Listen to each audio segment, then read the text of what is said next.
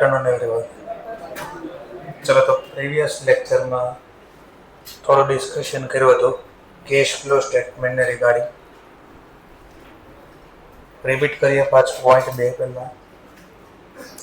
Cash flow statement એટલે શું છે? તો સિમ્પલ કેશ અકાઉન્ટ ને ત્રણ પાર્ટ માં ડિવાઇડ કરી દીધું। કયા ત્રણ પાર્ટ? તો બિઝનેસ ની એક્ટિવિટી ના આધારે કઈ બિઝનેસ ની એક્ટિવિટી? તો ત્રણ એક્ટિવિટી આવશે, ઓપરેટિંગ એક્ટિવિટી, ઇન્વેસ્ટિંગ એક્ટિવિટી અને ફાઇનાન્સિંગ એક્ટિવિટી। ખાસ એવા એમસીક્યુ માટે આવી શકે ટોપિક, ઇન્ટરેસ્ટ પેડ અને ડિવિડન્ડ પેડ। ઇન્ટરેસ્ટ પે કરવામાં આવે કંપની દ્વારા અથવા ડિવિડન્ડ પે કરવામાં આવે, એ ઓપરેટિંગ એક્ટિવિટી નથી। કઈ એક્ટિવિટી છે? ફાઇનાન્સિંગ। વિચારવાનું કેમ ફાઇનાન્સિંગ એક્ટિવિટી? તો ઓપરેટિંગ નો મતલબ શું? ધંધાનું મેન કામકાજ।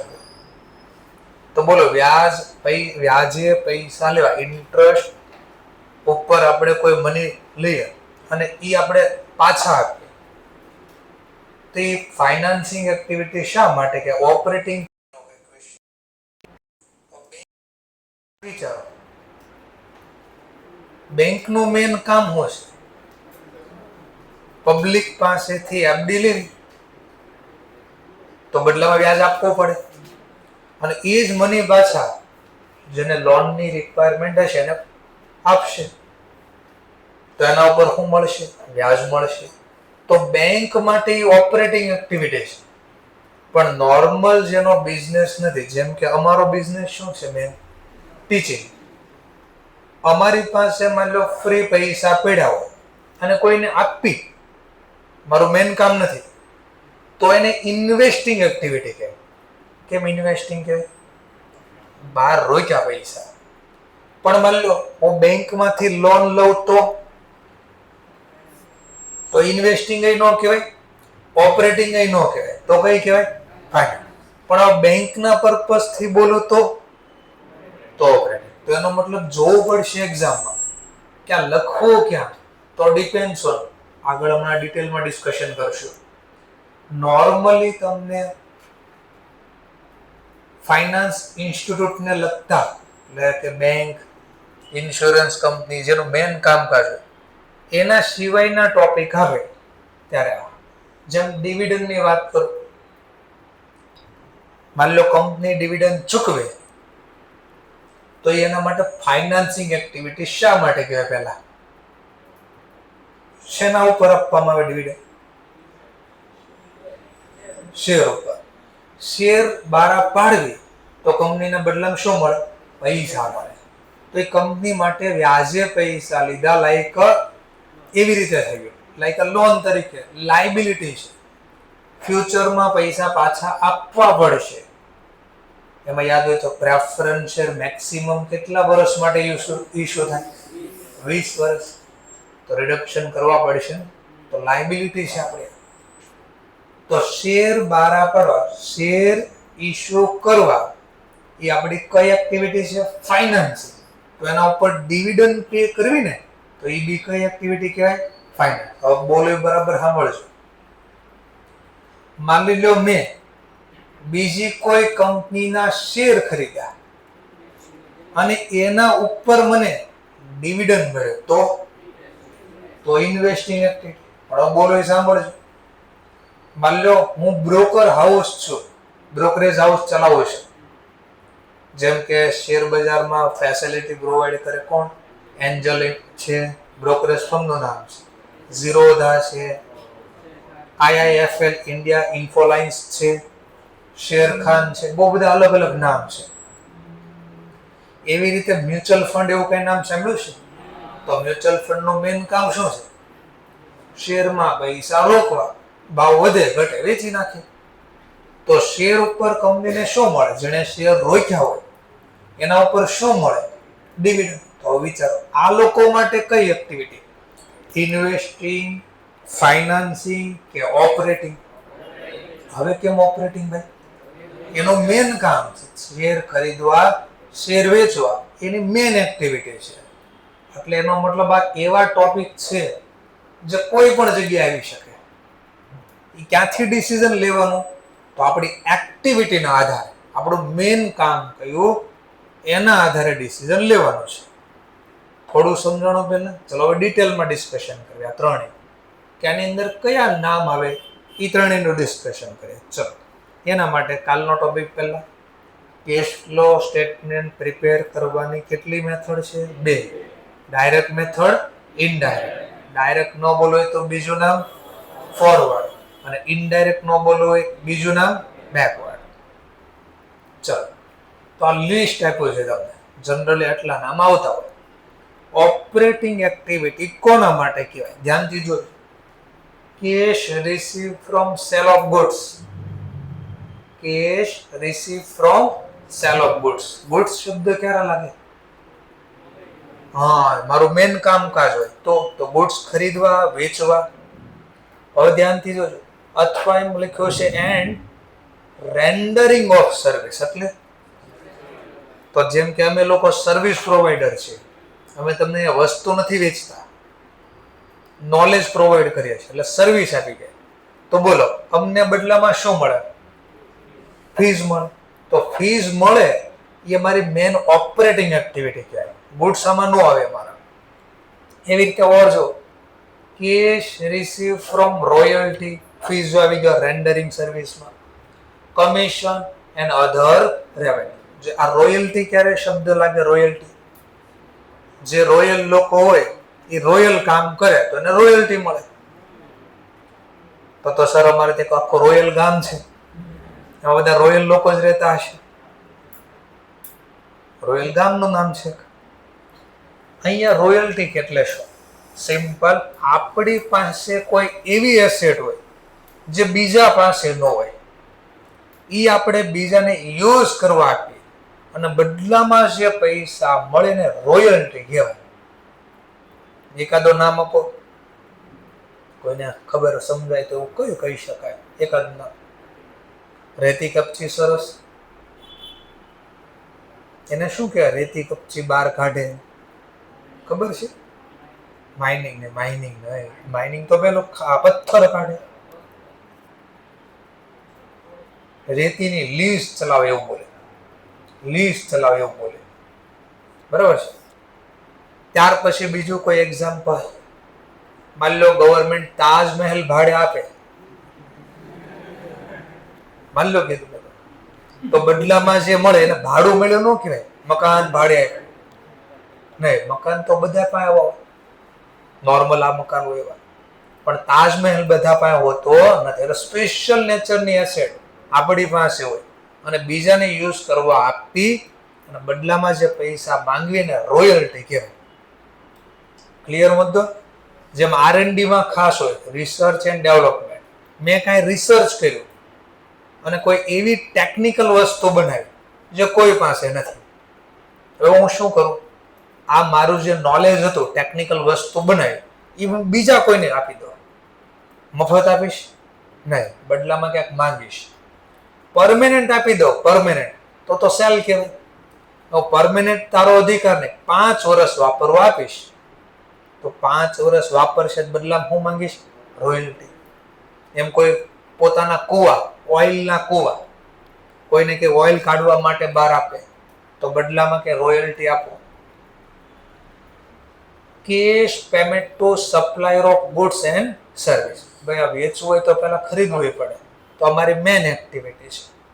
Cache payment and to and behalf of employ. બોલો એમ્પ્લોય કામ જ ન કરે તો ગુડ્સ બનશે પહેલા તો નહીં. અથવા તૈયાર વસ્તુ છે પણ ખુદ માલિક થોડો વેચશે બધા પબ્લિકને, એમ્પ્લોય તો રાખ્યા છે, તો મેન ધંધાના ખર્ચા છે. હજી કાંઈ બોલવું હોય તો ખર્ચા ઓપરેશન, રેન્ટ હોઈ શકે, લાઇટ બિલ હોઈ શકે, જનરલ એક્સપેન્સ કાંઈ લાગતા હોય, રિપેરિંગનો કાંઈ ખર્ચો હોય.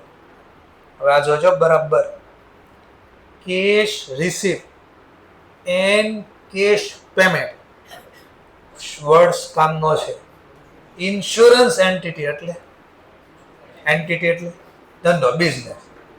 જે ઇન્સ્યોરન્સ કંપની છે જેનો બિઝનેસ છે અને એને ઇન્સ્યોરન્સનું પ્રીમિયમ મળે કે ઇન્સ્યોરન્સનો કોઈ ક્લેમ કરે ત્યારે રૂપિયા ચૂકવે, તો એ ઇન્સ્યોરન્સ ચૂકવો અથવા મળ્યો એ કઈ એક્ટિવિટીનો ભાગ?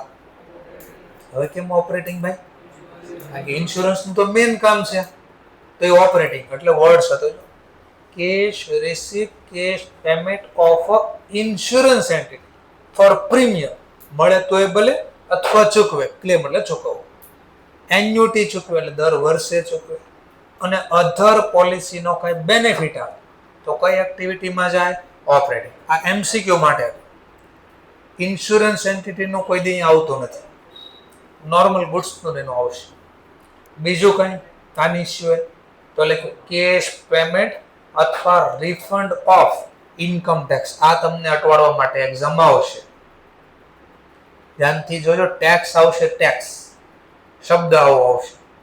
તો ટેક્સ આવ્યો તો ક્યાં લખવું? ઓપરેટિંગમાં લખવું, ઇન્વેસ્ટિંગમાં લખવું કે ફાઇનાન્સિંગમાં લખવું? ક્યાં લખવું?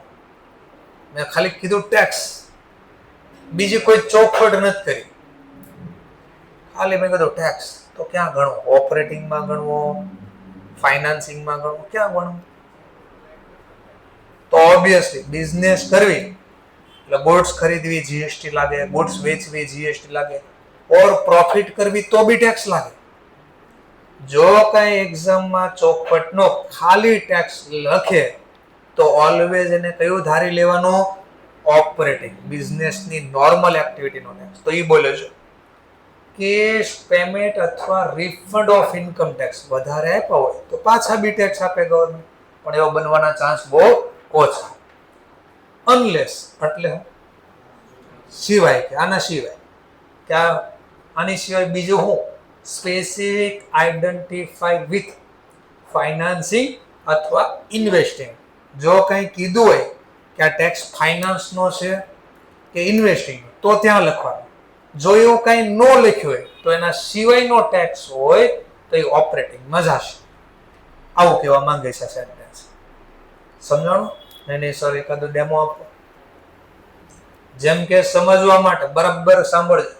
મેં આ બિલ્ડિંગ ખરીદ્યું 2.5 કરોડ, 3 કરોડમાં વેચી દીધું, પ્રોફિટ થયો કઈ? આના ઉપર ટેક્સ લાગે, કેપિટલ ગેઇન ટેક્સ લાગે, મતલબ 30% ટેક્સ લાગ્યો. 50 લાખના 30%, 50 લાખના 30%. બોલો આ ટેક્સ ક્યાં લખો હવે? નહીં, કેપિટલ ગેઇન એમ નહીં, કઈ એક્ટિવિટીમાં લખો? ઇન્વેસ્ટિંગ, ઓપરેટિંગ કે ફાઇનાન્સિંગ? કેમ ઇન્વેસ્ટિંગ ભાઈ? હા, કારણ કે ઇન્વેસ્ટમેન્ટ ઉપર ટેક્સ લાગ્યો છે ને. એટલે કે જો ટેક્સમાં કઈ ચોખવટ કરી હોય કે ઇન્વેસ્ટિંગનો તો ત્યાં ગણજો. જો એવું કીધું નથી તો પછી એને ક્યાં ગણવાનો? ઓપરેટિંગ. એક ઓર બીજો કે ફાઉન્ડેશન માં એક ચેપ્ટર શીખ્યા હતા ડિબેન્ચર. ઓલા આગળ ટકાવારી આપી હોય, 12% ડિબેન્ચર ઇશ્યુ કર્યા, આવું આવતું કઈ. તો 12% શું દેખાડે? આના ઉપર કઈ યાદ આવ્યું હોય તો tax deduction at a source. તો ટેક્સ લાગ્યો, ચલો આનો બોલો. તો હવે કઈ એક્ટિવિટી? હવે કેમ ફાઇનાન્સિંગ ભાઈ? કારણ કે ફાઇનાન્સ વ્યાજે પૈસા, ડિબેન્ચર બારા પાડવા ફાઇનાન્સિંગ એક્ટિવિટીનો ભાગ. એના ઉપર વ્યાજ શીખવું એ બી ફાઇનાન્સિંગ એક્ટિવિટી, અને એના ઉપર ટેક્સ જે કઈ આમ થયું મેળો ચૂકવો જે હોય તો કઈ એક્ટિવિટીનો ભાગ? ફાઇનાન્સ. ઓર બીજું ડિવિડન્ડ બારું પાડ્યું કંપનીએ, તો ડિવિડન્ડ કઈ એક્ટિવિટીનો ભાગ? ડિવિડન્ડ શેના ઉપર લાગે? શેર બારા પાડવા કઈ એક્ટિવિટી? બહાર પાડ્યા, ફાઇનાન્સ. રોક્યા નથી આપણે ક્યાંય. જો રોકવી તો ઇન્વેસ્ટિંગ બની જાય. સમજાય? ડિફરન્ટ સમજાય છે? ઓકે, ચલો. ડિવિડન્ડ બારું પાડ્યું, એના ઉપર ડીડીટી લાગી વ્હાઈટ કલરની. ખબર પડી શું કીધું? એટલે કીડી ઉપર ઓલો છાંટે, છંટકાવ કરે ડીડીટી. ચલો, તો એવી રીતે ડિવિડન્ડ ઉપર ડીડીટી લગાવ્યું. સોરી, ચલો સીડીટી લગાડ્યું. બસ ડી પહેલા સી આવે તો સીડીટી લગાડ્યું. ચાલો, શું હતું? નામ બોલી દો. ડિવિડન્ડ ડિસ્ટ્રીબ્યુશન ટેક્સ, DDT, અથવા કોર્પોરેટ ડિવિડન્ડ ટેક્સ, CDT. બે એક જ નામ છે. તો ચલો, ગવર્મેન્ટ કે તમે ટેક્સ ડિવિડન્ડ બાંટ્યો, ડિવિડન્ડ આવકમાંથી બટાય, તો આવક ઉપર તો ટેક્સ લાગે. તો હવે જે આ ટેક્સ લાગ્યો એ કઈ એક્ટિવિટીનો ભાગ? કંપનીએ ડિવિડન્ડ બારો પાડ્યો, એના ઉપર ટેક્સ લાગ્યો. બોલો કઈ એક્ટિવિટીનો ભાગ? ફાઇનાન્સ. બોલો એ સાંભળ્યો, ઉલટું કહું છું. મેં શેરમાં પૈસા રોક્યા હતા, એના ઉપર ડિવિડન્ડ મળ્યો. ડિવિડન્ડ મારી આવક ઉપર ગવર્મેન્ટે ટેક્સ વસૂલ કર્યો, તો ઇન્વેસ્ટિંગ. તો એનો મતલબ ટેક્સ ગમે એને આવી શકે, જોવાનું શું લખ્યું છે, વર્ડિંગ્સ કામના છે. એવી રીતે cash receipt payment related to future contract, ભવિષ્યમાં કોઈ કોન્ટ્રાક્ટ કરવાનો છે, ફોરવર્ડ કરવાનો, આગળ ઓર કોન્ટ્રાક્ટ કરવાનો. ગુજરાતી બધું આવું થાય છે પણ છે નહીં. અથવા ઓપ્શનનો કોન્ટ્રાક્ટ કર્યો, અથવા સ્વેપ અદલા બદલીનો કોન્ટ્રાક્ટ કર્યો. વેન કોન્ટ્રાક્ટ આર હેલ્ડ, અને કોન્ટ્રાક્ટ હેલ્ડ કર્યો હતો ફોર ડીલિંગ ઓર ટ્રેડિંગ પર્પસ. સર આ બધું શું બોલ? આ સ્ટોક માર્કેટની વાતો કરી આપણે. શેર બજારની અંદર જેમ કે એક કંપનીનું નામ બોલો જે આપણને તમને બહુ ગમે, રીલ બોલો, રીલ બનાવવાની ઇન્સ્ટા ઉપર. તો આપણે રીલ બનાવવાની એક કંપની ખરીદી, એવું છે, રિલાયન્સ ઇન્ડસ્ટ્રીઝ લિમિટેડ. બોલો બરાબર, જોતા જજો વન બાય વન. મારી પાસે પૈસા છે, સમજવા માટે 1350 એટલે 1 લાખ રૂપિયા છે મારી પાસે. રિલાયન્સનો ભાવ ચાલે છે 1350. ચલો કેટલા શેર ખરીદી શકો? મારા પાસે લાખ રૂપિયા છે કેશ. એપ્રોક્સ, આપણે એક્ઝેક્ટ આંકડો કઈ જોતો નથી, 74. આટલું પહેલા સમજાઈ ગયું. તો હું જો કેશ માર્કેટમાં ખરીદું, કેશ માર્કેટનો મતલબ જેટલી ક્વોન્ટિટી ખરીદું પૂરું પેમેન્ટ કરવું પડે, એને કેશ માર્કેટ બોલે. NSE India, BSE India. તો આમાં મેં રોકડેથી ખરીદ, એને કેશ માર્કેટ બોલે. ચલો કેશ માર્કેટમાં ખરીદું, કેટલી ક્વોન્ટિટી આવે?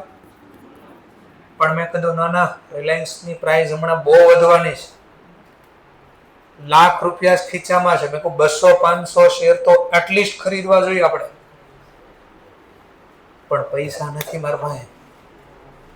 હું ફૂલ શ્યોરિટી છે મને એની પ્રાઇસ વધવાની જ છે. આજુબાજુ વાળા મિત્ર પાસે માંગ્યા પૈસા, એ કે ના, આ ડૂબી ગયા તો પછી ક્યાંથી આવે? સંબંધ જાય અને પૈસા જાય, બધું જાય. ના પાડી, ઘરેથી તો પૂછવાનું જ નહોતું. બરાબર છે, તો કરવું શું? તો મારે જો શાંતિ સાંભળજો, રિલાયન્સ કંપનીના શેર ખરીદવા છે, પૈસા પૂરા નથી, તો ફ્યુચર માર્કેટમાં જાઉં. આ કેશ માર્કેટ હતું ને, એમ ફ્યુચર માર્કેટ આવે. ફ્યુચરનું ગુજરાતી શું થાય?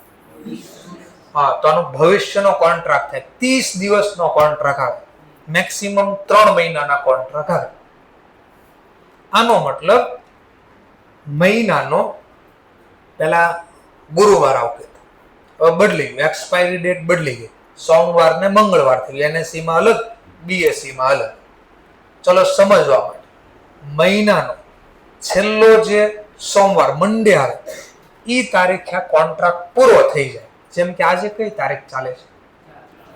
4/4/26. આજે આ ડેટ છે, સમજવા માટે. મેં કીધું મારા શેર ખરીદવા છે, તો આની મિનિમમ ક્વોન્ટિટી, જો આમાં એક ક્વોન્ટિટી જોતી ને તો મળે કેશ માર્કેટમાં. ફ્યુચર માર્કેટમાં એક ક્વોન્ટિટીનો લોટ જ મળે. કેમ? આખો ચણાનો લોટ આવે, ઘઉંનો લોટ આવે, એમાં રિલાયન્સનો લોટ આવે, બરાબર? તો આની ફિક્સ ક્વોન્ટિટી આવે. શું આવે? Fix quantity. જેમ કે સમજવા માટે 400 ક્વોન્ટિટી મિનિમમ ખરીદવી પડે, 1-2 ન મળે. પછી માની લો કે મારે 402 ખરીદ, તો 402 ને સીધો નવો બીજો લોટ જ ખરીદવો પડે, એટલે 800 ક્વોન્ટિટી. ટૂંકમાં મિનિમમ આટલી ખરીદવી પડે. એક્સ્ટ્રા કંઈક બીજા 400 મલ્ટીપ્લાય થાય.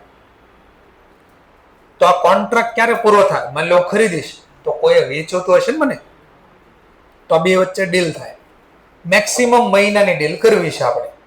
તો સમજવા માટે માની લો 28/4/26 આ મંથનો લાસ્ટ મંડે છે. આ તારીખે જેણે ખરીદા હોય એને કમ્પલસરી વેચવા પડે, અને જેણે વેચાતા એને કમ્પલસરી પાછા ખરીદવા પડે. એનો ફ્યુચર માર્કેટ એટલે ભવિષ્યમાં 30 દિવસનો કોન્ટ્રાક્ટ થયો. આમાં એક સારું હોય, આમાં પૂરી રકમ નહીં ચૂકવવાની. જેમ કે મલ્ટીપ્લાય કરો ને 400 × 1350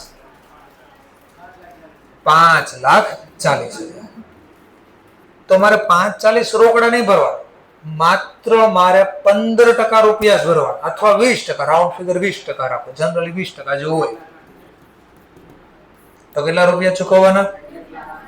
તો આ જ કંપનીના શેર મને મળે, રિલાયન્સ, એનો ભાવ બી આ જ હલતો હોય, પણ મને ક્વોન્ટિટી કેટલી મળી ગઈ? 400 રૂપિયા. તો લાખ, મારી પાસે લાખ હતા.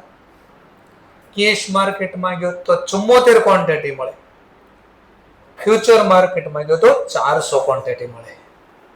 તો આને સ્પેક્યુલ, આને લીવર કે લીવરેજ કરી કહેવાય. પૈસા નથી છતાં બી રોક્યા. હવે વિચારો, માની લો યુદ્ધ થઈ ગયું ને પાકિસ્તાન હારે, માની લો યુદ્ધ થઈ ગયું, આપણું પૂરું તો થયું નથી હજી, કીધું છે ને ઓપરેશન સિંદૂર ચાલુ છે એવું કીધું છે, બંધ નથી કર્યું એવું કીધું છે. મતલબ પાછો કઈ અટેક થઈ ગયો અને આપણે એકદમ નજીક, કોની નજીક? પાકિસ્તાન. એમાં સૌરાષ્ટ્ર ઓર નજીક, જામનગર પાછું તો નજીક, સીધો બોમ્બ ફોડ દીધો ફેક્ટરી ઉપર, કામ પૂરું કરી દીધું રિલાયન્સ. એક જ દિવસમાં 30% શેર ડાઉન. માની લો સમજવા માટે 30% ડાઉન, 30%, આના 30% બોલવાના 30%.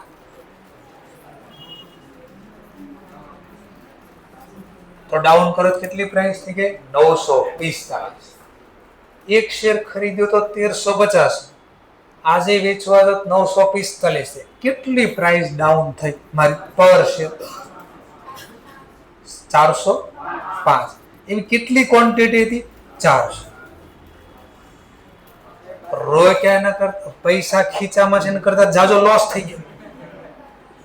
આમાં એવું ન થાય, આમાં એવું ન થાય. કદાચ આ ઝીરો થઈ જાય ને તો મેક્સિમમ લાખ ખીચામાં, લાખ જ જાય. આમાં લાખ કરતા વધારે રહી ગયા. તો આને લીવરેજ કરી કે નો હોય પૈસા તો બી ખરીદા, તો આ લીવરેજ થાય. મેં કહ્યું ના ના, એમ નહીં મજા આવે. મેં કીધું મારે તો 1200 ક્વોન્ટિટી ખરીદવી છે, પણ પૈસા તો લાખ જ છે ખીચામાં. તો ફ્યુચર માર્કેટમાંથી જતો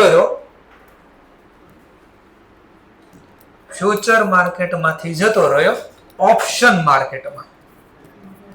કયા માર્કેટમાં જતો રહ્યો? Option market. 2005, 6, 7 સ્ટોક માર્કેટની ઓફિસ ચાલતી અમારે. એન્જલ ઇન્વેસ્ટમેન્ટ, એમ્પલ ઇન્વેસ્ટમેન્ટ કરીને નામ હતું, એમ્પલ ઇન્વેસ્ટમેન્ટ. બ્રોકર હાઉસ હતું એન્જલ ઇન્વેસ્ટમેન્ટ. 1300 ક્લાયન્ટ હતા એ વર્ષોમાં. કોઈને ખબર ન, ત્યારે લેપટોપ કે કોમ્પ્યુટર કોઈ પણ હતા. નેટનો તો જમાનો જે આવ્યો હતો, ડેસ્કટોપમાં ખબર ન પડતી હોય, એ જમાનાની વાત કરું છું. આજથી 20 વર્ષ પહેલા. 20 વર્ષ પહેલા હું ઓપરેટર હતો. ઓપરેટર એટલે ચલાવો, હેન્ડલિંગ કરો. સ્ટોક માર્કેટમાં ઓડિન કહેવાય, જે સ્ટોકની પ્રાઇસ અપ ડાઉન થઈને બ્રોકર લઈ દે ને એને ઓડિન કહેવાય. એ ઓડિન ચલાવતો. ભાવેશ સર એનાલિસ્ટ કરતા ત્યાં, બરાબર છે. તો એ જમાનાની વાત છે, ત્યારની વાત કરું. ઓપ્શન માર્કેટમાં જો ઓપ્શન માર્કેટમાં જાઓ તો ઓપ્શન માર્કેટની અંદર હું આ મે બી 1600 ક્વોન્ટિટી ખરીદી શકું લાખ રૂપિયામાં. તો એ કઈ રીતે હોય? ચલો, તો એમાં એક આવે સ્ટ્રાઇક પ્રાઇસ બોલાય. શું બોલાય? Strike price. એટલે જે પ્રાઇસ હાલતી હોય ને એનો સ્લોટ આપ્યો, 10 નો ગેપ, 20 રૂપિયાનો ગેપ, 25 રૂપિયાનો ગેપ, એને સ્ટ્રાઇક પ્રાઇસ બોલે. કેટલી પ્રાઇસ હાલે છે? અહીંયા બી 1350 જ હાલતી. એવું ખરીદી લો, ધ્યાનથી જોજો. પણ આ 1350 ની પ્રાઇસ, એમાં બે ઓપ્શન આવે. ઓપ્શન નો મતલબ શું? પહેલા વિકલ્પ. ઓપ્શન નો મતલબ શું થાય? વિકલ્પ. બે વિકલ્પ આવે, કોલ ઓપ્શન, પુટ ઓપ્શન. એક કોલ ઓપ્શન, એક પુટ ઓપ્શન. જો થોડું સમજાવીશ તો ખબર પડશે. એટલા માટે તો એટલે કીધું ને, કોન્ટ્રાક્ટ જે બધા થાય અલગ અલગ. તો જો ઓપ્શન કોન્ટ્રાક્ટ આ ફ્યુચર કોન્ટ્રાક્ટની વાત કરી. તો ઓપ્શન માર્કેટમાં શું હોય? કોલનો મતલબ તમને એમ લાગે ભવિષ્યમાં પ્રાઇસ વધવાની છે તો તમારે કોલ ઓપ્શન ખરીદવાનું. તમને એમ લાગે ભવિષ્યમાં પ્રાઇસ ડાઉન જવાની છે તો પુટ ઓપ્શન ખરીદવાનું. પણ આમાં એક બહુ ફાયદો, આમાં રિસ્ક વધી જતો હતો. કેમ ઓલા લાખ કરતા વધારે લોસ થઈ જતો. આમાં એવું ન થાય, પણ મર્યાદા બી હોય બધાને. 100% કઈ સારું ન હોય, થોડું ખરાબ બી હોય. તો ધ્યાનથી જોજો, આ 1350 ની સ્ટ્રાઇક પ્રાઇસ આવે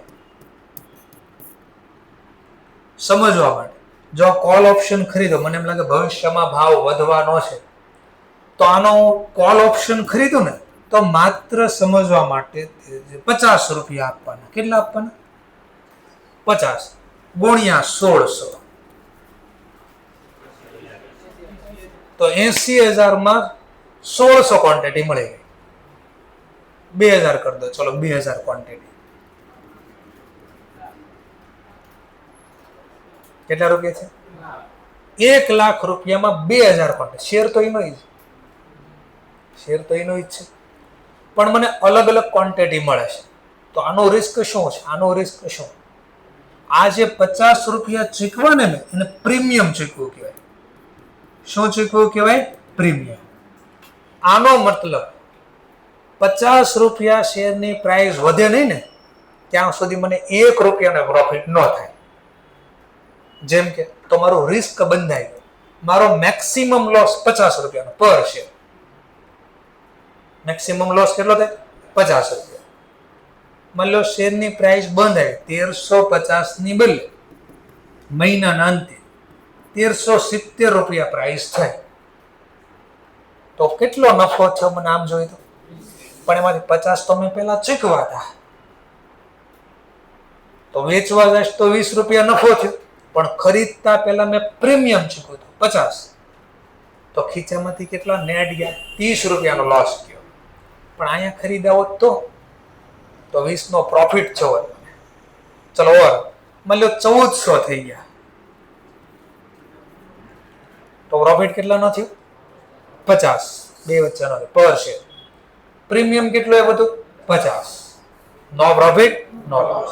એનો મતલબ મેં જેટલું પ્રીમિયમ ચૂકવો ને એના કરતા વધારે પ્રાઇસ વધે ને તો નફો થાય. જો એના કરતા 1 રૂપિયો બી ઓછો રહ્યો તો એ મારો લોસ ચાલે, ફિક્સ લોસ. આમાં એવું ન હોય. તો આનો ગેરફાયદો શું હતો? 900 હમણાં કેટલા એપ્રોક્સ 950 બોલો એપ્રોક્સ 950 થઈ જાય ને તો હેવી લોસ થતો.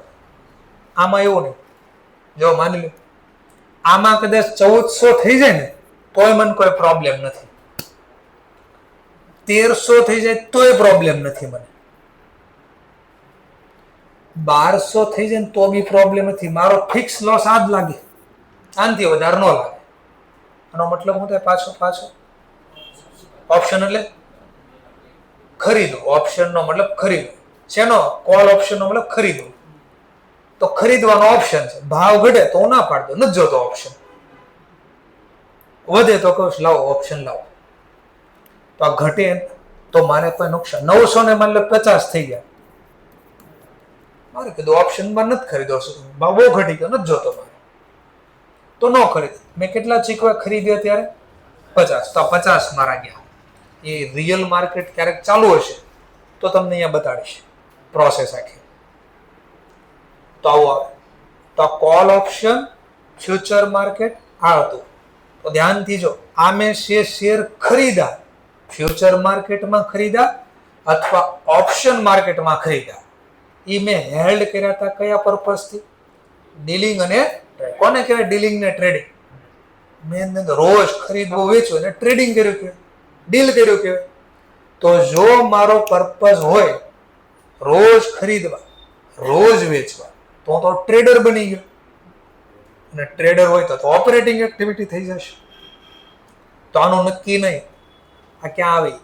પણ માની લો મેં ટ્રેડિંગ પર્પઝથી ન રાખ્યા હોત તો, હેલ્ડ ફોર ઇન્વેસ્ટમેન્ટ હોત તો, કે વર્ષ 2 વર્ષ પછી ભાવ વધશે હું વેચીશ તો પછી ઇન્વેસ્ટિંગ એક્ટિવિટી. તો આમાં સમય જોવાનો છે બધું. કોણ આપણે છે, સમય કેટલો છે.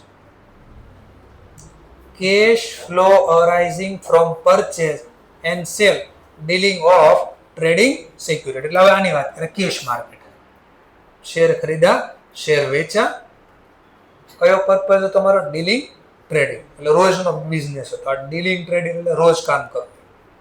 તો ઓપરેટિંગ. હવે ધ્યાનથી જોજો.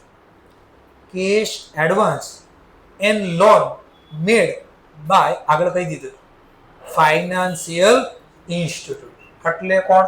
બેંક. ફાઇનાન્સિયલ ઇન્સ્ટિટ્યૂટ એટલે બેંક. એનબીએફસી, એનબીએફસી એટલે નોન બેન્કિંગ ફાઇનાન્સ કંપની. તો ફાઇનાન્સ તો કરે, વ્યાજે આપે છે, પણ બેંક નથી. એવું કઈ નામ હોય? મુથુટ ફાઇનાન્સ. તો ત્યાં ઉપર લખ્યું હશે એનબીએફસી, એવું લખ્યું હશે. પછી ઓલા ચોલામંડલમ એવું ક્યાંક લખ્યું હશે, મન્નપુરમ ને એવું લખ્યું હશે, ગોલ્ડ. તો તમારે ગોલ્ડ ગીરવે મૂકવાનું અને બદલામાં એ લોકો વ્યાજે પૈસા આપે. એ તમે એટીએમ કાર્ડ ને એવું કાંઈ ન આપે.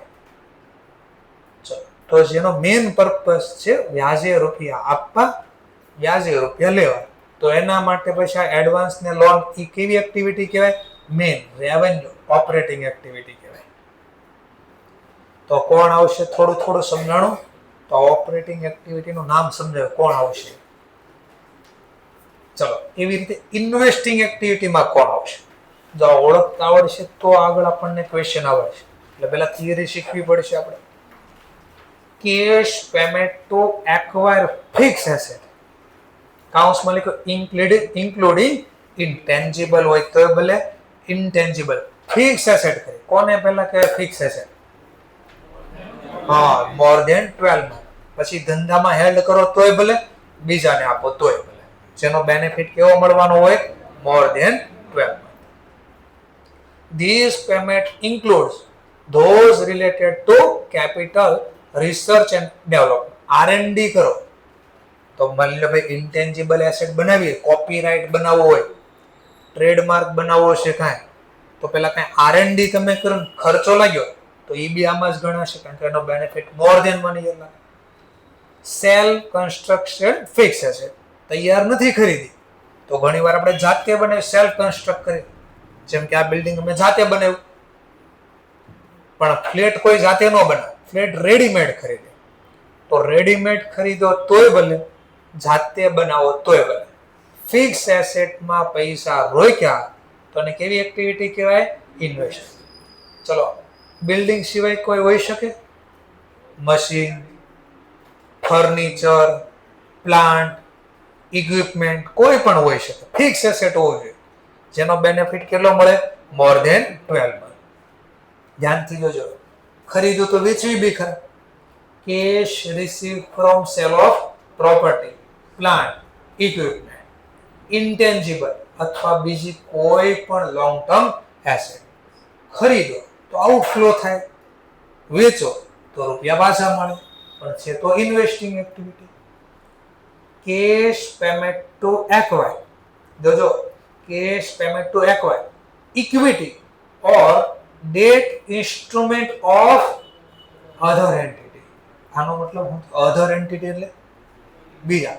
આપણા કંપનીના આપણે શેર ખરીદા નથી કે ડિબેન્ચર નથી ખરીદા, આપણે બીજી કોઈ કંપનીના શેર કે ડિબેન્ચર ખરીદા. તો આને કેવી એક્ટિવિટી કહેવાય? ઇન્વેસ્ટિંગ. એન ઇન્ટરેસ્ટ, હવે જો આના ઉપર કઈ ઇન્ટરેસ્ટ ઇન જોઈન્ટ વેન્ચર. આ શું હોય? જોઈન્ટ વેન્ચર શીખશું આપણે, ESB શીખશું. જોઈન્ટ વેન્ચર એટલે શું? એક AS18 શીખશું, રિલેટેડ પાર્ટી ડિસ્ક્લોઝર. કે બોલો હમ આપ કહે કોણ? નામ છે, દેશનું નામ છે, રિલેટેડ પાર્ટી ડિસ્ક્લોઝર. આ પાર્ટી તમારી કોણ છે? બોલો, આપણે બોલવાનું કોણ છે. તો ને આવશે જોઈન્ટ વેન્ચર. રફલી બોલો તો કોઈ બે વ્યક્તિ ભેગા થઈને, કંપની હોઈ શકે, વ્યક્તિ હોઈ શકે, ઇક્વલ પ્રપોર્શન, ઇક્વલ નો મતલબ 50, બે હોય તો 50-50, 50% થી પાર્ટનરશિપ સ્ટાર્ટ કરે. એવી રીતે કોઈ સાહસ સ્ટાર્ટ કરે, સાહસ એટલે જોખમ, બિઝનેસ, 50-50% થી, તેને જોઈન્ટ વેન્ચર કહેવામાં આવે. અને ટેમ્પરરી હોય. ટેમ્પરરી એટલે કોઈ સ્પેશિયલ કામ ચાલુ કર્યું, એ પૂરો એટલે પાછા બે અલગ થઈ જાય. શોર્ટ સમય માટે બનાવ્યું. જેમ કે બ્રિજ બનાવો છે, તો માની લો કોઈ વ્યક્તિ પાસે બ્રિજ બનાવવાની ટેકનોલોજી હોય પણ એનું લેબર કેવું કાંઈ નથી, તો બે વ્યક્તિ એવા ભેગા થાય, એકની પાસે ટેકનોલોજી અને એકની પાસે લેબર હોય, અને બે ભેગા થાય કે આ બ્રિજ પૂરો થાય ત્યાં સુધી આપણે આ સાહસ ચાલુ રાખશું બિઝનેસ. બ્રિજ પૂરો, પેઢી પૂરી, અને જોઈન્ટ વેન્ચર બોલાય. આવા જોઈએ કોઈથી વેન્ચર તમે ક્યાં જોયા? બોલો તો. બહુ બધા રોજ જોવો પણ ખબર નથી પડતી. નહીં, સિમ્પલ કહી દો, રોજ જોવો છો. અત્યારે બહાર નીકળે છે ને તરત જોયો. ચલો ધ્યાનથી બોલે, સાંભળો. હમણાં લેટેસ્ટ તહેવાર કયો જો હોળી. તો હોળી ઉપર જોજો ઘણા લોકો હોળી કરતા ઓર થોડોક આગળ જલ્દી ખબર હોય. પતંગ કાઈટનો બિઝનેસ ગયો છે, તહેવાર ગયો. તમારો તો રોડ ઉપર ખબર હોય તો પતંગના સ્ટોલ નાખીને બેઠા હોય, તો બે વ્યક્તિ ભેગા થઈને પતંગનો સ્ટોલ નાખી દે. જેવી ઉત્તરાયણ પૂરી, સ્ટોલ ગાયબ નથી. દિવાળી, ફટાકડાના બહુ બધા સ્ટોલ આવે, બે ત્રણ વ્યક્તિ ભેગા થઈને બિઝનેસ ચાલુ કરે. દિવાળી જાય, તંબુ હંકેલી. બરાબર, તો બધા જોઈન્ટ વે ટૂંક સમય માટે કામ ચલાવવા માટે ચાલુ કરે. કામ પૂરું, બંધ, પૂરું. Other than payment, those instruments considered to be cash equivalent or those held for dealing or trading. તો કે છે એવા કોઈ પણ પૈસા કે જે હોય ડીલિંગ સિવાયના હોવા જોઈએ. ડીલિંગ માટેના કેમ ન કીધું? ડીલિંગ એટલે ટ્રેડિંગ. ટ્રેડિંગનો પર્પઝ તો ક્યાં આવી જાય? તો ઓપરેટિંગ હોય. ટ્રેડિંગ સિવાયના પર્પઝથી તમે આ હેલ્ડ કર્યો હોય તો આ આવશે ઇન્વેસ્ટિંગ. ચાલો, સેમ હમણાં 2 મિનિટ પહેલા આવ્યો તો આવ્યું. કેશ રિસીપ, ભાઈ પહેલા ખરીદા હતા, એક્વાયર કર્યા હતા પહેલા, તો રોકડા ખીચામાંથી જતા હતા. હવે વેચવી છે તો રૂપિયા મળશે, લખ્યો તો પણ કહે છે શું કહે છે જરા ચેક કરજો. અધર ધેન એટલે ના, ટ્રેડિંગ ને ડીલિંગ સિવાય ના હોવા જોઈએ. ટ્રેડિંગ ડીલિંગ ના હોય તો ઓપરેટિંગમાં. Cash advance loan made to other party, પણ ખાસ કીધું છે અધર ધેન ફાઇનાન્શિયલ ઇન્સ્ટ્રુમેન્ટ. કેમ આવું કીધું? ફાઇનાન્સિંગ ઇન્સ્ટ્રુમેન્ટ હોત તો અહીંયા આવત ઓપરેટિંગમાં. તો સમજવા માટે અમે કોઈને વ્યાજે રૂપિયા આપ્યા, તો અમે ફાઇનાન્શિયલ ઇન્સ્ટિટ્યૂટ નથી, તો અમારા માટે આ ઇન્વેસ્ટિંગ એક્ટિવિટી કહેવાય. ચલો next point. Cash receive from prepayment, loan કોકને આપી હતી, એના પૈસા પાછા આવ્યા, રીપેમેન્ટ આવ્યું આપણને. પણ આપણે ફાઇનાન્શિયલ ઇન્સ્ટિટ્યૂટ હોવા જોઈએ નહીં.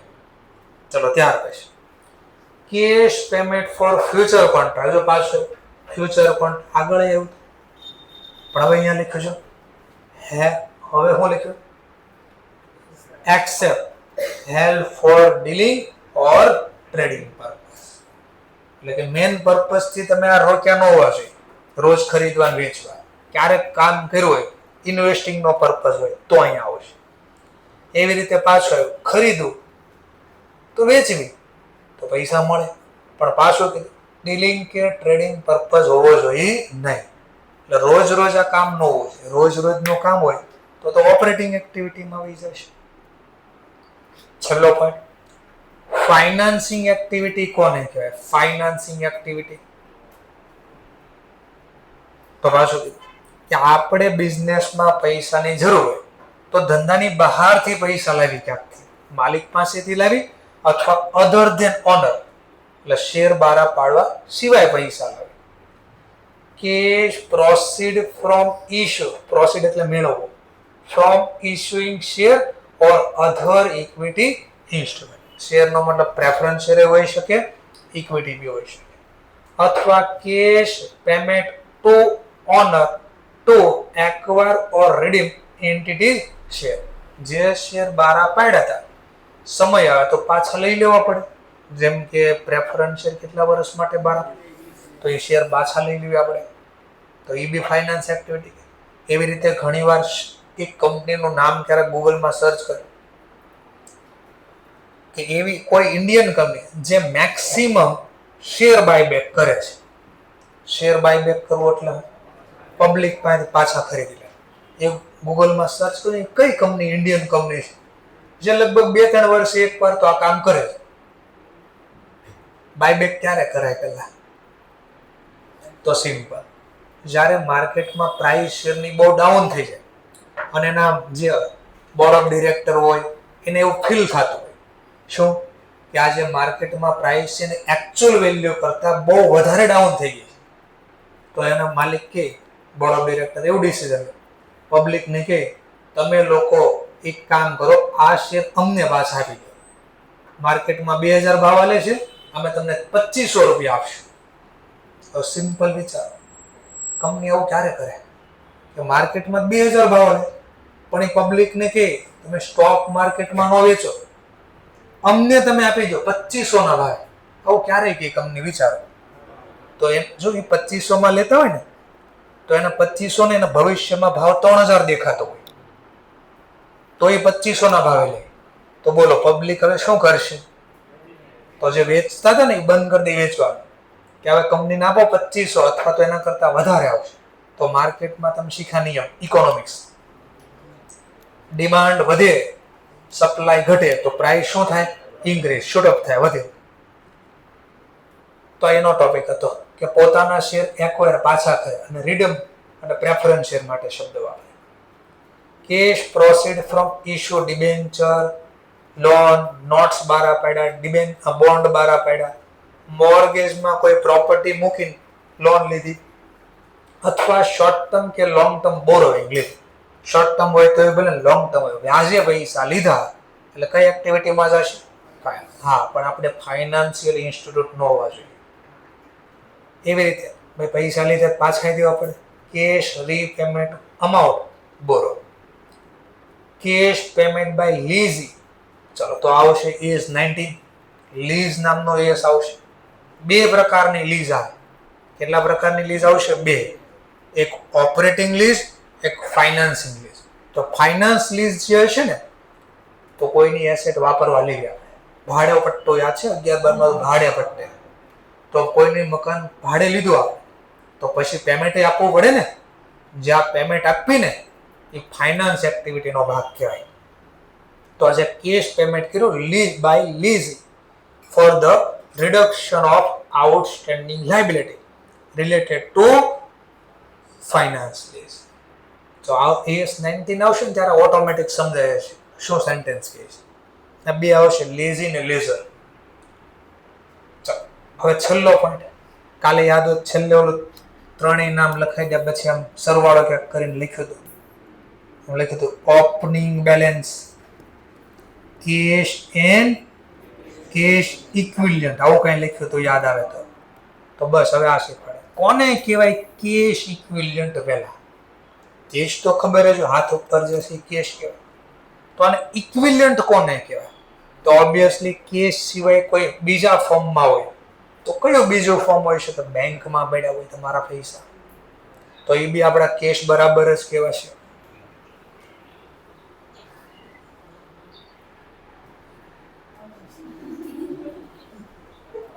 લેપટોપ કરતા અહીંયા જો ને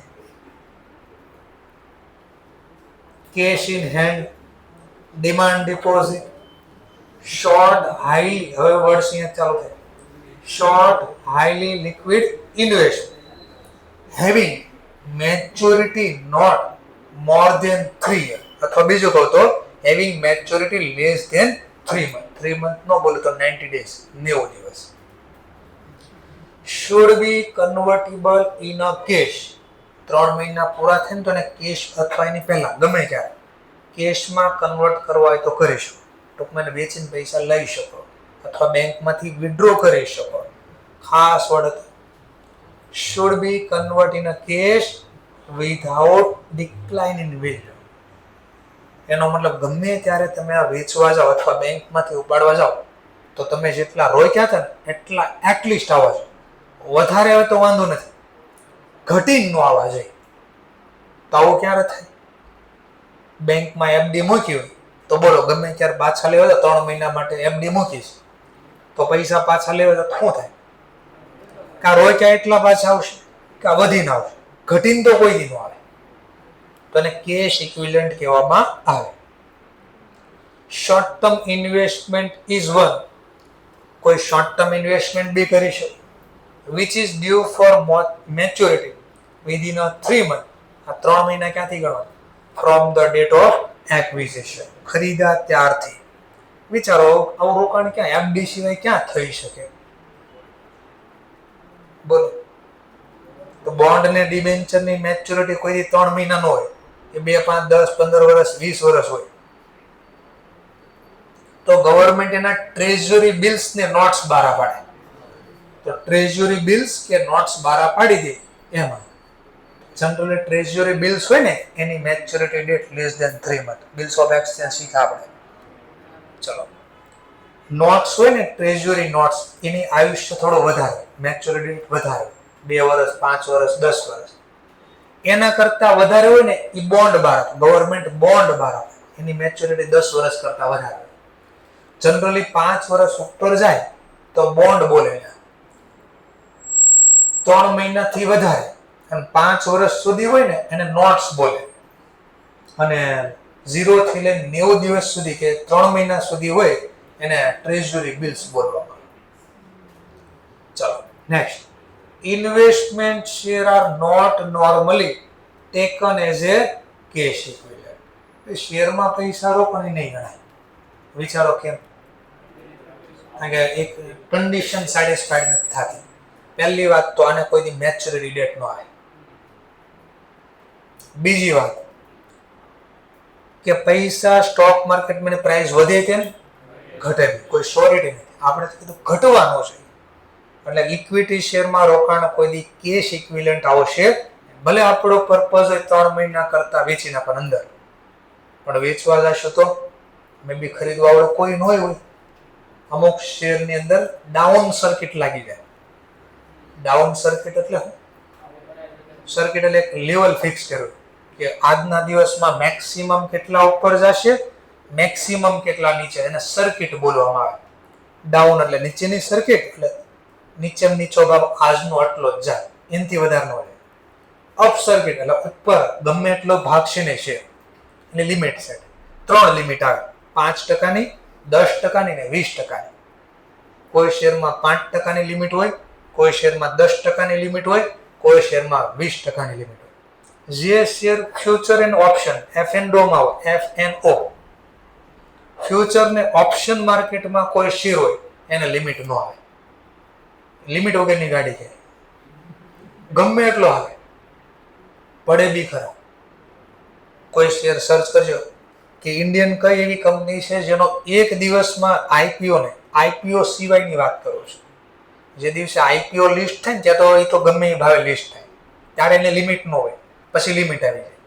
તો એવું સર્ચ કરજો કયો એવો શેર છે ઇન્ડિયન કંપનીનો કે એક દિવસમાં 80%, 90% ડબલ થઈ ગયો હોય. સર્ચ કરજો ક્યારે કે એક દિવસમાં એટલો શેર આવે. આઈપીઓ નો દિવસ નહીં કન્સિડર થાય. આઈપીઓમાં તો ભાગવાના જ હોય શેર, પડવાના બી હોય, નક્કી ન હોય. Because of uncertainty associated with terms as a realized value. આ જે વેચવા જશો ત્યારે અનસર્ટેનિટીઝ કેટલા આવશે. તો કેશ એન્ડ કેશ ઇક્વિવેલન્ટ કોને કહેવાય થોડી ખબર પડી ગઈ? પાક્કો છે? ઓકે સરસ. ચલો હવે અહીંયાથી આ એક્ઝામના પર્પઝથી આ ત્રણ સ્લાઇડ મહત્વની છે. પેજ બોલો, સ્લાઇડ બોલો, જે બોલો. એમસીક્યુ માટે મહત્વની છે, અને જ્યારે ઓલી એક્ટિવિટીમાં લખશું ત્યારે ક્યાં લખવો એ બી બહુ મહત્વનો છે. ચલો ડિસ્કશન કરી. પહેલું, પરચેઝ ઓફ ફિક્સ એસેટ. હવે ખાલી એટલું પહેલા બોલો, ફિક્સ એસેટ ખરીદી કઈ એક્ટિવિટીનો ભાગ? ઇન્વેસ્ટ. પણ હવે સ્ટાર આવશે. પણ માની લો ફિક્સ એસેટ ખરીદી મેં હપ્તેથી ખરીદી, તો બેંક વાળાને મારે હપ્તો આપવો પડશે ને. હપ્તો ઇન્સ્ટોલમેન્ટ શેનો બન્યો? ઇન્સ્ટોલમેન્ટમાં શું હોય અંદર? ઇન્ટરેસ્ટ વત્તા પ્રિન્સિપલ. તો ક્વેશ્ચન છે, ઇન્વેસ્ટિંગ ગણો, ફાઇનાન્સિંગ ગણો કે બંને ગણો? શું ગણો? ચલો મેં મશીન તો ખરી, આ મશીનનો હપ્તો આવે છે, એક હારે ચૂકવી દીધા તો માથાકૂટ ન થાય. તો બધા રોકડા ક્યાં ખીચામાંથી? ઇન્વેસ્ટિંગ એક્ટિવિટી લઈ. પણ મેં તો લોન લીધી છે, લોનના પૈસા હવે મારે ભરવા પડશે, હપ્તે હપ્તે લીધું છે. તો મારો ક્વેશ્ચન થાય, કઈ એક્ટિવિટી બોલો? હપ્તા પૂરા થયા પછી ક્યાં આપવાનું જ ન હોય.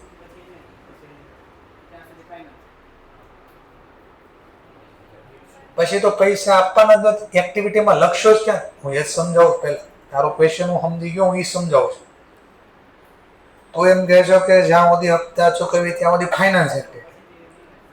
પછી ઇન્વેસ્ટિંગ સ્ટેટમેન્ટ બોલો, ચેપ્ટરનું નામ હશે. હા, તો હપ્તા પૂરા થઈ જાય પૈસા જ ન દેવાના, તો એક્ટિવિટીઝ ક્યાંય? હું કેવા માંગુ છું. તો સિમ્પલ, જે હપ્તો ચૂકવો એમાં પ્રિન્સિપલ પોર્શન છે ને, એ તમારો ઇન્વેસ્ટિંગ એક્ટિવિટી, અને જે ઇન્ટરેસ્ટનો પોર્શન છે એ તમારી ફાઇનાન્સિંગ એક્ટિવિટી. તો અહીંયા લખ્યું છે બધા, interest component classified under the financing activity and principal amount under investing activity. સમજવા માટે બે વ્યક્તિ છે, કોઈ એ નામનો પર્સન છે, કોઈ બી નામનો પર્સન છે. એ બંને વ્યક્તિએ બિલ્ડિંગ ખરીદ્યું બાજુ એક જ દિવાલ. હા, દિવાલ નથી જોવાની, દિવાલ કીધો એટલે કે દિવાલ જોવું. 5 લાખ. બંનેની પ્રાઇસ બી સેમ છે, 5 lakhs. આની પાસે કેશ હતા. બોલો, ચલો, આ બિલ્ડિંગ ખરીદો રોકડેથી, શું જર્નલ લખશે? Building account debit to cash account. બરાબર ને? ઓકે, ચલો, મતલબ 5 લાખ લખી નાખ્યા. તો આ મેં રોકડા જે ચૂક્યો ને, જાય તે જમા, આ રોકડા કઈ એક્ટિવિટી તરીકે દેખાડો? ઇન્વેસ્ટ. આમાં કોઈ ડાઉટ નથી. પણ આ પર્સનને બિલ્ડિંગ જોતો 5 લાખનો જ, પણ પૈસા નથી, તો એ લોન લાવશે. પહેલા શું લાવશે? લોન. તો લોન આવે ત્યારે આમ લખે cash account debit to bank loan, loan ખાતે. જોજો બરાબર આખો ટોપિક 5 લાખ.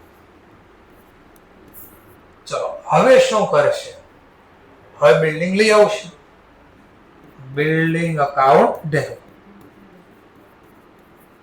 ચલો, અને આ રોકડા રૂપિયાને ચૂકવી દેશે. ધ્યાનથી જોજો, આ તો ટોપિક પૂરો થઈ ગયો સમજવા માટે. હવે આપણે જે બિલ્ડિંગ હપ્તેથી કરી, આ કમ્બાઈન જર્નલ કરો એટલે જો આવું દેખાય, કેશ ગયા, કેશ ગયા. તો કમ્બાઈન જર્નલ જો તો શું હોય? Building account debit to loan. તો આવું થઈ ગયું આના મતલબ. એટલે આપણે જેની પાસે ખરીદે ને એને રોકડા વહી ગયા સીધા. હવે આપણે લાવ્યા હતા અકાઉન્ટમાંથી રોકડા પહેલા, તો દર વર્ષે મારે બેંકને ક્યાંક આપવો પડશે ને. ચલો, જેમ કે 10% વ્યાજનો દર છે, 10%, અને 10 વર્ષમાં રિટર્ન કરવાના છે. 5 લાખને ડિવાઈડ કરો 10 વડે, તો દર વર્ષે 50 નો હપ્તો તો આવશે એટલીસ્ટ. અને મફતમાં થોડો આપ્યા છે, વ્યાજ બી લાગશે. તો 5 લાખના 10%, નહીં, 5 લાખના 10% પેલા કેટલા? 50 લાખ. હપ્તા થોડા છે ને વધારે, એટલે સેમ આંકડો ન આવે. બીજું કઈ, માની લો 20 હપ્તા છે, 20 વર્ષ નથી બોલતો, 20 હપ્તા બોલું છું. તો પછી એનો વ્યાજ વત્તા વ્યાજ 10%, તો બેનો કરો સરવાળો, તો 75,000 નો હું હપ્તો ચૂકવવાનો છું. અમન કે 75,000 માં કયા કયા ભાગ હતા? એક તો આ જો પ્રિન્સિપલ હતો, આ પ્રિન્સિપલ, આ બિલ્ડિંગ નું પ્રિન્સિપલ હતું. 5 લાખ ને ડિવાઈડ કરો 20 વડે, પાછું 25,000. આ મારી રકમ હતી. 5 લાખના 10% 50. આ બે ભાગ કયા છે? તો 25,000 છે મારો પ્રિન્સિપલ હતો, એટલે મૂળ રૂપિયા. આ મૂળ રૂપિયા અને 50,000 શું છે? ઇન્ટરેસ્ટ. તો હું જયારે બેંકને પૈસા ચૂકવીશ તો જર્નલ તો મારી લખાય, રોકડ જાય તો જમા 75,000. પણ હવે 75,000 માં વ્યાજના નામે કેટલા જાય? 50,000. અને બાકીના લોનના ભરપાઈ કરાવે. તો આ જે 25,000 હપ્તાના છે ઇન્વેસ્ટિંગ એક્ટિવિટીમાં જશે અને 50,000 કઈ એક્ટિવિટીમાં જશે? ફાઇનાન્સિંગ એક્ટિવિટીમાં. હવે વિચારણ કેમ એવું થાય છે? તો આને સમજો. બધા રૂપિયા એક હારે આપી દીધા, માની લો એક હારે, એક જ વર્ષમાં ઝાઝા હપ્તા ન થાય, એક જ હપ્તો માની લો, સમજો. તો ટોટલ કેટલા આપું? માની લો 10% વ્યાજ એક જ વર્ષમાં ચૂકવી 5 લાખ. ચલો મને જર્નલ લખું, રોકડ જાય તો જ ટૂંકી શકાય. ચલો લોન બેંકના રૂપિયા ચૂકવી દીધા, લોન ખાતે ઉધાર 5 લાખ. ઇન્ટરેસ્ટ અકાઉન્ટ ડેબિટ કેટલું? જુઓ તો હવે કમ્બાઈન કરો એટલે દેખાય બધું. લોન ઉધાર, લોન જમા. તો કમ્બાઈન જુઓ તો શું થયું? બિલ્ડિંગના કેટલા ચૂકવા ટોટલ? 5,50. એમાં 5 લાખ બિલ્ડિંગના જ હતા, ખાલી 5 લાખ જ બિલ્ડિંગના હતા, 50,000 તો વ્યાજના હતા. સમજાણો? હવે દેખાણો ભાગ આખો કમ્બાઈન કરો ને તો દેખાય. એકલા જુઓ તો ફાઇનાન્સ એક્ટિવિટી દેખાય. તો હવે બેંકની લોન આવી, લોન ગઈ, તો બધું ઇન્ટરેસ્ટ અકાઉન્ટ. કેશ જાય તો 5,50 ના બે ભાગ પડ્યા. એમાં 5 લાખ બિલ્ડિંગના હતા. બિલ્ડિંગ એટલે ઇન્વેસ્ટિંગ એક્ટિવિટી. 50,000 હતા એ ઇન્ટરેસ્ટના હતા એટલે ફાઇનાન્સિંગ એક્ટિવિટી. સમજાણો મુદ્દો? ઓકે, તો આ ઇમ્પોર્ટન્સ પોઈન્ટ છે. અહીંયાથી કાલે પાછો સ્ટાર્ટ કરીશ. અહીંયા હું સ્ટોપ કરું છું.